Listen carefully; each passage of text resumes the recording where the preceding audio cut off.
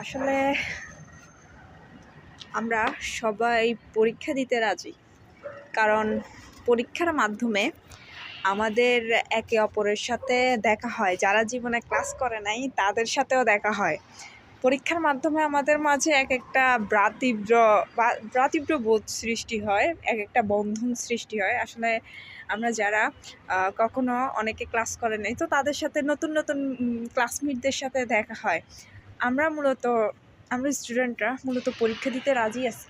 মানে আমার মতো যারা ব্যাক বেঞ্চার আছো বা মিডল বেঞ্চার আছো, আমরা কিন্তু সবাই পরীক্ষা দিতে রাজি আছি, কিন্তু পরীক্ষার রেজাল্টটা দেখতে আমরা কেউই রাজি না। আসলে পরীক্ষা দিতে আমাদের কোনো ভয়ও লাগে না, আমরা পরীক্ষা দিতে অনেক ভালোবাসি। পরীক্ষার সময় আমাদের পড়ার মনোভাবটা অনেক জাগ্রত হয়। কিন্তু সব ঠিক আছে, পরীক্ষাও দিব, কিন্তু রেজাল্টটা দেখতে আর মন চায় না।